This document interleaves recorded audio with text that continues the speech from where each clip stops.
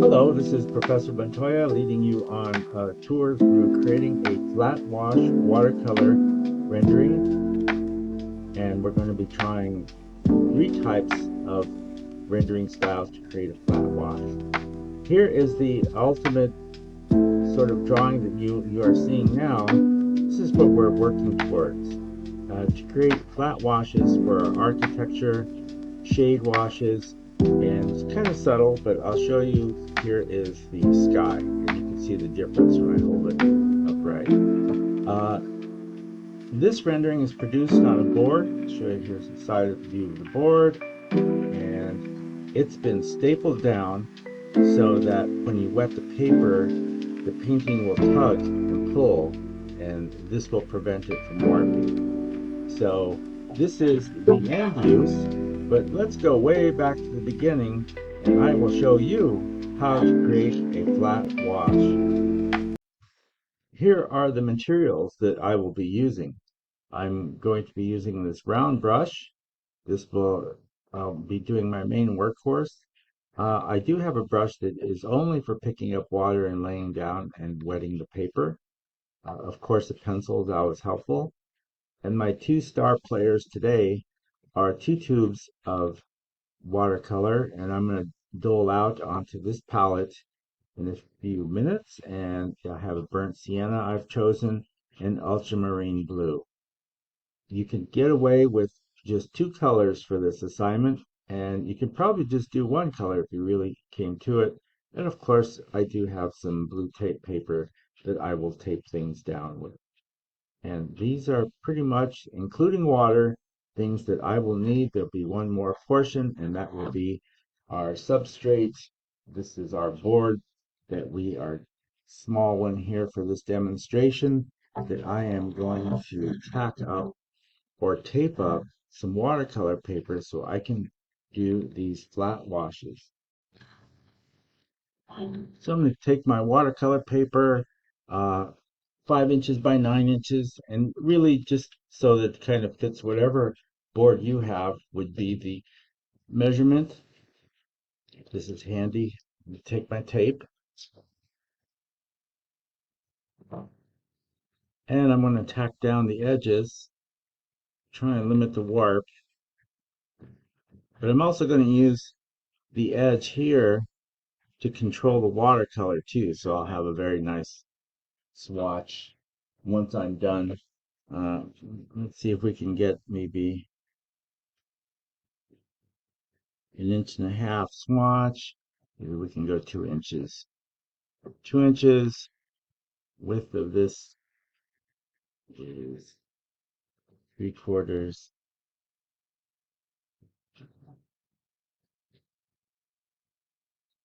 And then 2 inches. I didn't realize this didn't go to the end, so I might be off. But that looks pretty good. And now I can use my T-square to lay out some lines. I just happen to have the perfect size T-square for this job, and I'm also at an incline. See how things are sliding down? That's going to come in handy later, but for now it's also handy for your viewing. So I'm just going to strike off the lines that I measured out earlier, and I'm going to try and line up with this end some of the blue tape.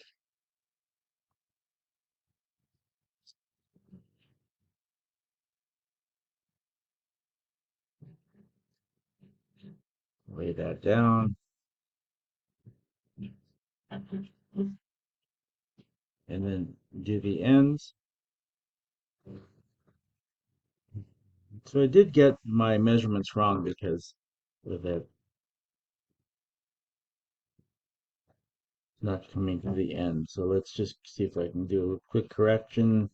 I have 5.5 inches, so we just want to say 2 and 2.25.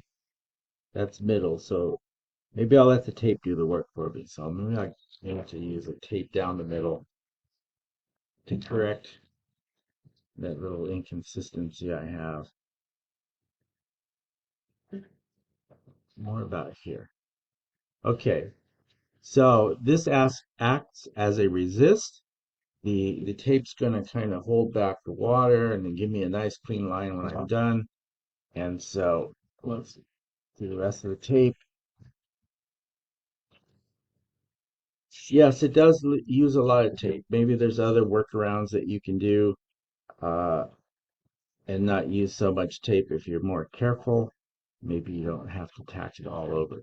This is kind of taking the place of the stapler. So since this is a lighter duty project, we'll do it this way. I've moved my board down, so this is the high end, and it slopes coming down. Foreshortening might take place, and then I'm adding my just a little dollop of paint. I've been overzealous and I've been wasting too much paint, so that's about what I'll need for this little project. And then I'm going to go ahead and use my mop brush. You can use anything kind of brush. They just call this a mop brush because as a mop, it covers more space. Dip it into my water. And I'm going to pre-moisten. I think I'll try and get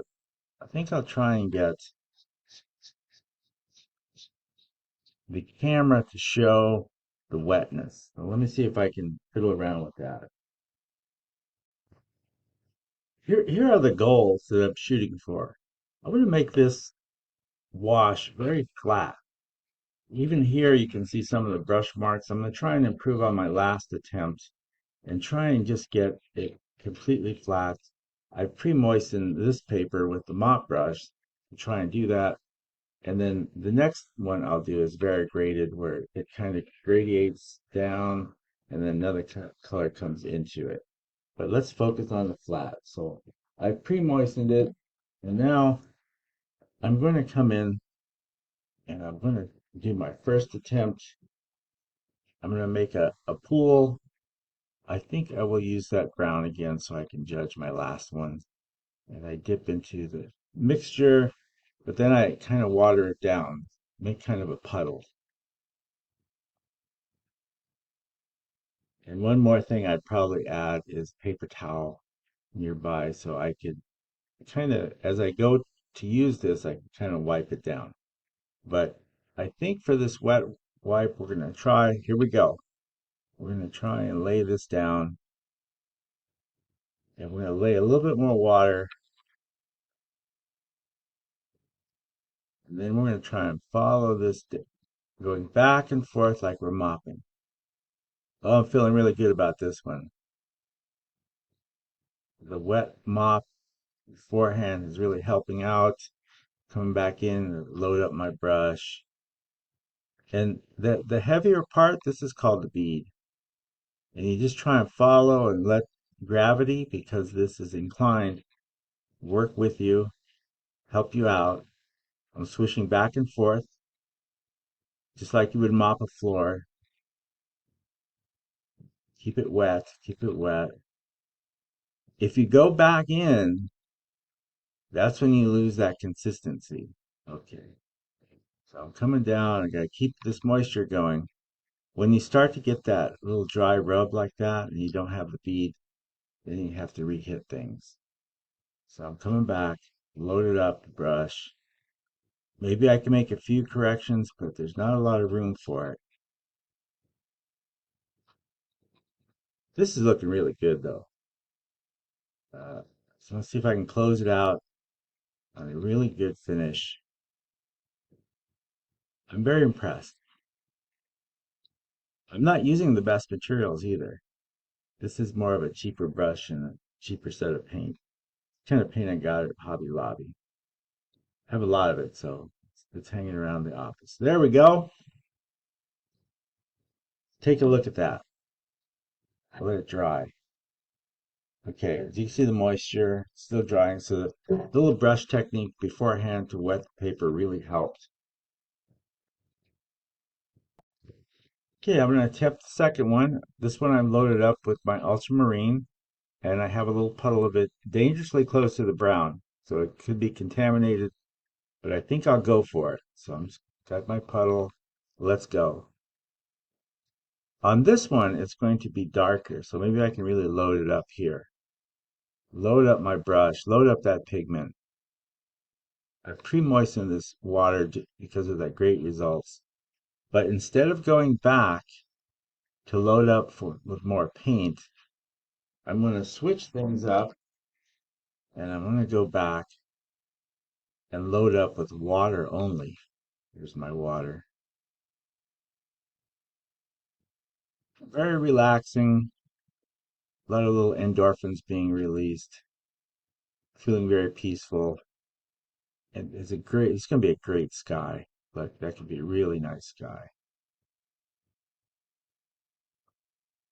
Now I think I'm running very, very clear. Very, very clear.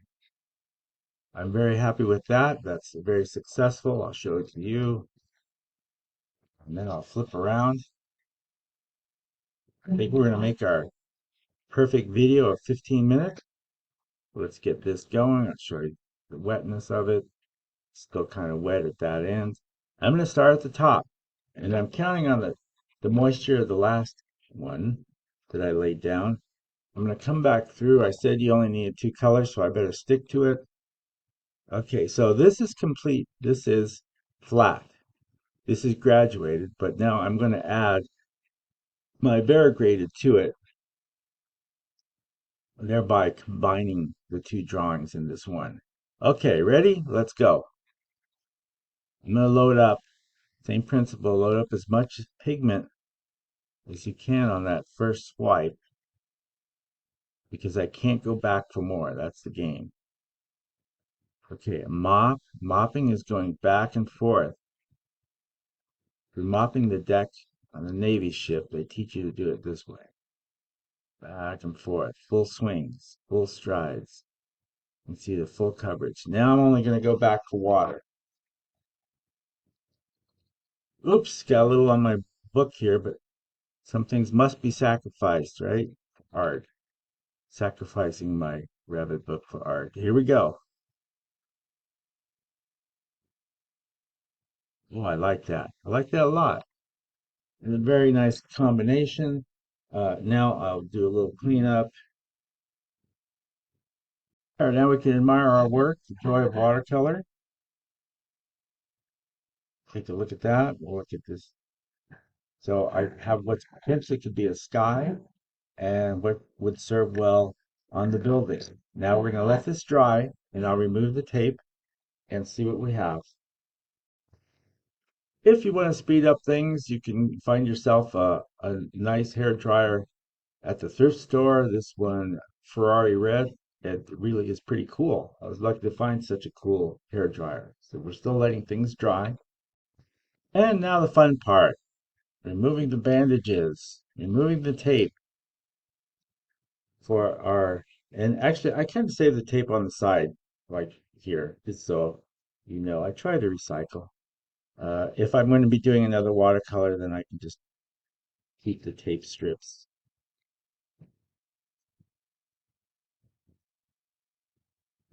That's what I do when I pinstripe car bodies too. There we go. Take it out. Oh, that's looking nice. I'm very pleased with this. I'm getting better. This is probably my 3rd time. So I've gotten a lot nice flat wash. I've got my gradiated wash and my variegated wash. Really exceptional. I'm gonna hang this up on the wall of fame and stare at it for a while. But it was very pleasing. It was fun to do. I enjoyed my first chance with watercolor. And you are saying, Professor, I thought you were going to make a house. That's coming, my friends. But for now, we need to practice our wash. And then on the next one, we will try to do some architecture with this technique.